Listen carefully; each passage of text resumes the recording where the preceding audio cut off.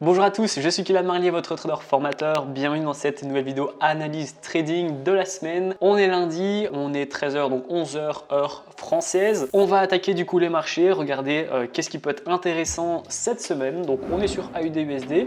On l'a vu la semaine passée, on avait une grosse zone ici qui faisait à la fois zone de support et à la fois zone de résistance. Ici, on était plutôt sur une résistance. Et une fois qu'on l'a cassé par le haut, eh bien, on a fait office de support. On a rebondi une fois, deux fois, trois fois, quatre fois, cinq fois. Et ici, on a fini par le casser par le bas, ce fameux support. Et donc, ce support devient une résistance. Donc, c'est pour ça que lorsqu'on a eu un rebond, vous voyez ici, on avait une autre zone importante. Donc, rebond technique sur les 74-200. Et là, eh bien, vu que c'est un gros support, ça devient une grosse résistance. Donc, eh bien, c'est difficile à atteindre ce genre de niveau. Donc, on a évidemment un recul, un échec. On a encore un rebond ici et encore un rebond ici. Donc, en fait, c'est intéressant. On voit que la tendance, elle est baissière. Clairement, depuis ici, le niveau des 38% de Fibonacci, on a vraiment fait que baisser. On voit que ce niveau-ci est très important et très puissant parce que ça fait quand même 3 fois qu'on rebondit dessus, mais derrière, eh bien, la résistance, elle a fait preuve de pas mal de puissance. Donc là, ce qui devrait arriver, ça va être une accélération de la tendance. Soit on va casser par le haut cette zone de résistance et donc eh bien, on va pouvoir aller chercher ce niveau-ci en fait, tout simplement. Je vais vous le mettre en vert, voilà, tout ce niveau-ci de résistance. Voilà. Si on casse par le haut cette résistance, on va aller chercher ce niveau de prix. Par contre, si on retente là et qu'on échoue et qu'on casse par le bas ce support, on va aller chercher ce niveau-ci, le niveau des 73 727. Mais dans tous les cas, on aura une accélération baissière ou haussière, mais une accélération parce que les prix, bien, ils sont en range pour le moment, ils n'arrivent pas à casser. Ensuite, GBP/USD. Donc GBP/USD, je l'avais regardé en D1. Le D1, ça donne pas grand-chose, clairement. Quand on voit ici, on est coincé entre la zone N et V, enfin la vague de force N et V, et on l'a cassé par le bas. Mais on a rebondi ici sur le niveau donc des 1,30 pile en fait. Maintenant, on voit pas beaucoup d'informations, beaucoup d'opportunités.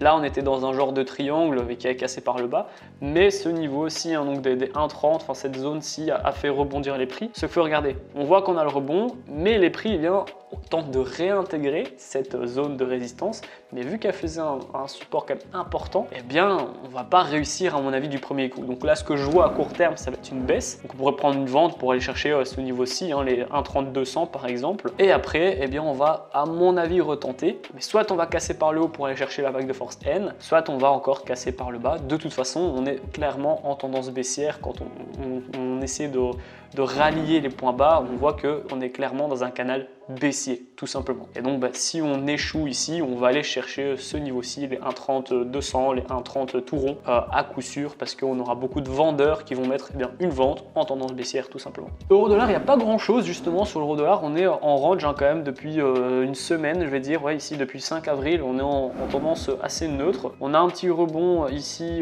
côté zone de support. On a des échecs côté résistance. Maintenant, on est en tendance neutre. C'est un range, donc là, encore une fois, si on casse par le haut ce range à la hausse, bien, on devrait aller retrouver ce niveau de prix ici. Je vais vous le mettre encore une fois en vert. Mais à mon avis, on devrait aller chercher cette petite zone-là. Donc autour des 1,900, 700, 600, 1,09 600, 1,09 700 là autour. Et par contre, si on casse par le bas le support horizontal, on va aller chercher ce niveau-ci. Et après, on voit qu'on n'a pas beaucoup de support en fait. Donc c'est ça qui peut être intéressant à la baisse, sachant que l'euro-dollar pour le moment il est en tendance baissière, vous le voyez ici, c'est clairement à la baisse.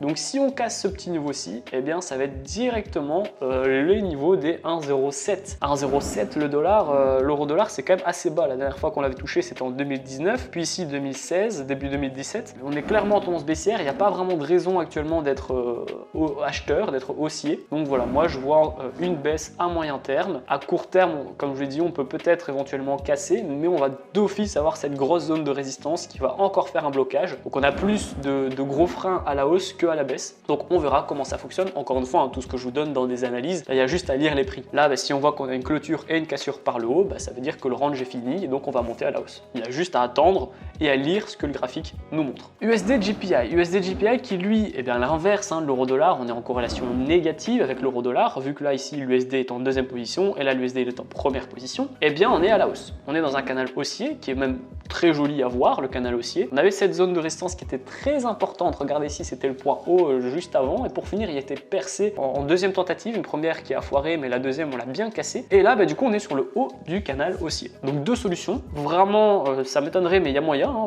Il n'y a pas de souci.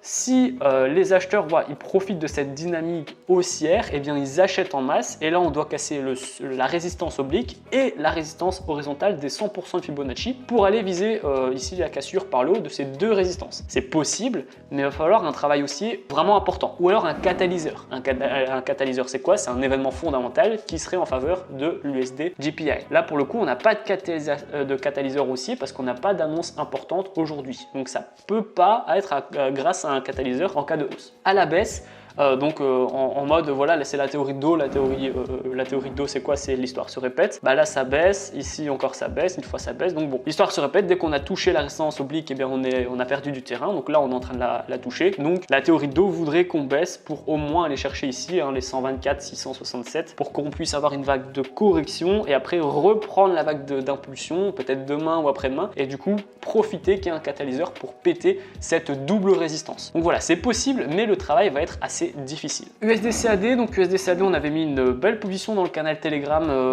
en début de semaine passée. Donc évidemment, on voit encore que le support est très important, même si c'est un range, il est très puissant, surtout qu'on est en D1. Donc moi, j'ai acheté ici sur le canal Telegram. Depuis, on est en position, on est à la hausse, on a déjà mis un stop loss créditeur. Il y en a qui sont même déjà partis avec leurs gains. Donc voilà, on a une petite zone de résistance en plein milieu. Regardez. Hop, voilà, ici. Où là, c'est une zone de résistance, on va dire intermédiaire. Ici, on a eu du terrain. Là, c'est un rebond. Là, rebond aussi, rebond. Et donc, là, d'office résistance. Donc, si on casse par le haut ce niveau-ci, on va d'office aller vouloir chercher ce niveau des 1,28 357. Par contre, si du coup, comme là, par exemple, on voit qu'on n'y arrive pas, eh bien, on va aller rejoindre ce niveau-ci dans un premier temps, les 1,25 000.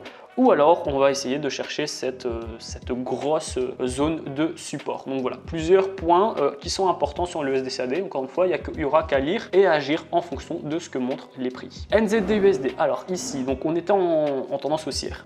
Tendance haussière, canal haussier, on est en D1 en plus, donc ça fait le 30 ici, 30 du 1, donc ça fait 3 mois qu'on était à la hausse, presque 4. Sauf que là, on a une cassure par le bas des deux supports. On avait un support à court terme et la limite un peu plus longue, on a cassé les deux supports, donc ça montre quand même de la puissance vendeuse. Maintenant ici on a quand même une sorte de support, je vais dire, regardez ici ça faisait support, là ça fait office de résistance, là on avait la résistance, donc là on pourrait avoir résistance support, enfin voilà, ça travaille, il faudrait voir un peu ce que les prix font. On pourrait viser cet objectif-ci ou alors cet objectif-là, encore une fois, en fonction d'une cassure par le haut, on ira chercher ce niveau-ci pour essayer de réintégrer le canal haussier. Par contre, si on voit qu'on échoue, eh bien les prix vont baisser et aller chercher les 67 952. GBP JPY, donc un peu la même chose que l'USD JPY, sauf que là on a vraiment pété les prix. Là on a cassé par le haut le canal haussier, il y avait moins de résistance également que l'USD JPY, donc c'est un peu plus facile. Par contre, eh bien là on arrive dans la zone, donc le plus haut ici ça va être une grosse résistance, et si pas on avait l'autre aussi qui a fait office de résistance, ce niveau-ci. Donc tant qu'on est dans cette zone, moi je me positionne pas, je serai plutôt vendeur pour pencher. Voilà, à mon avis là on est en zone de surachat, donc ce serait intéressant de revendre pour au moins tenter le pullback, ça peut être intéressant aussi, mais me positionner là maintenant dans cette configuration-ci, c'est quand même un peu dangereux parce que acheter maintenant, on est vraiment en surachat et pourtant vendre alors qu'on est du coup vraiment dans une dynamique haussière, c'est assez dangereux. Donc je ne me positionnerai pas, j'attendrai peut-être éventuellement un pullback ou une cassure par le haut des deux résistances. USD CHF, très intéressant, canal haussier, D1 aussi donc très puissant. On a par contre, regardez ici, une grosse résistance, 1, 2, la 3, 4, 5, 6, 7, 8, enfin voilà, plusieurs tentatives avec une seule réussite. Donc ça c'est très important. Je vois du coup, encore une fois assez facile, si on casse et clôture par le haut de cette résistance, c'est victoire et du coup on ira acheter pour aller viser ce niveau-ci et ce niveau-ci également. Si par contre on échoue, donc comme là on est en train d'échouer, maintenant si on clôture ici, c'est pas grave, on est encore dans cette zone de résistance. Par contre si on clôture en dessous de ce niveau de support, là par contre on va vendre et on va aller chercher ce niveau-ci qui est le prochain objectif des vendeurs. Donc pour être neutre, il faudrait qu'on continue de clôturer ici entre ces deux zones de résistance et de support. Si on veut être acheteur, on attend qu'on casse par le haut et vendeur, on attend qu'on casse par le bas. Euro GBP en D1, c'est le dernier graphique que je vais analyser aujourd'hui pour cette semaine. Là ça va être difficile. On est sur le haut du canal baissier à long terme, très très long terme, qui date depuis septembre de l'année passée, donc ça fait très longtemps. Par contre, on est quand même dans un canal haussier à court terme. Donc est-ce que c'est le début d'un canal haussier ou est-ce que c'est la fin du canal haussier à court terme et donc d'une continuité du canal à long terme? Je sais pas trop. Par contre là, il y a beaucoup de pression parce qu'on est en support oblique du canal à court terme, mais en résistance oblique du canal à long terme. Donc qu'est-ce qui va faire effet? Est-ce que du coup, ça va être la cassure par le haut et donc on va les viser encore plus haut parce que ça voudra dire qu'on peut supprimer ces petites résistances et que du coup on est en canal haussier? Ou est-ce que les prix vont casser par le bas et du coup on va devoir supprimer ces petites résistances et supports obliques parce qu'on sera dans le canal baissier? Voilà. En gros c'est ça la question. Actuellement on a beaucoup de supports, donc pour vraiment supprimer enfin ce gros canal baissier, il faudrait qu'on casse par le haut ce niveau-ci, ce niveau de résistance, pour qu'on puisse aller bien travailler sur un prochain niveau plus haut. Donc on achète ici et on aurait un take profit minimum ici, sachant que c'est un canal haussier, donc c'est la théorie de dos, donc le plus haut devrait être plus haut que le plus haut ancien, quoi, donc celui-ci. Donc voilà pour l'analyse, ça fait 11 minutes, voilà, c'est encore une fois le format que j'aime bien, vous analysez 10 minutes les marchés assez rapidement pour voir ce qu'il y a comme opportunité. Donc là, ce qui va être intéressant cette semaine, ça va être l'USD JPY, l'USD CAD également très intéressant, enfin moi j'aime bien. NZD-USD pour voir s'il va réintégrer le canal, le GBP JPY pour voir qu'est-ce qu'il va faire, parce que bon, ça fait quand même longtemps qu'on avait eu des prix aussi hauts sur le GBP JPY, donc qu'est-ce qu'il va faire sur ce niveau-ci, et surtout également l'euro GBP, est-ce qu'on va être encore en baisse comme depuis septembre, ou est-ce qu'on va enfin annuler cette baisse? C'est pour l'instant ce qui est occupé de se passer, hein. Pour l'instant j'aurais tendance quand même à supprimer ces deux petites lignes ici et de travailler sur ce canal haussier à l'achat maintenant pour viser ici. Maintenant il n'y a que le temps qui nous le dira. Donc voilà, la vidéo est terminée, j'espère que vous a plu. Dites-moi en commentaire si vous voulez que j'analyse d'autres actifs, il n'y a pas de souci, hein, je suis ouvert à tous. Si vous avez encore des difficultés avec le trading, que vous avez eu du mal à comprendre mon analyse, pas de panique, vous allez retrouver dans la description ma formation offerte afin de faire vos premiers pas et vos premiers gains dans le monde du trading. On va voir ensemble une plateforme ergonomique pour débutants pour que vous puissiez apprendre correctement.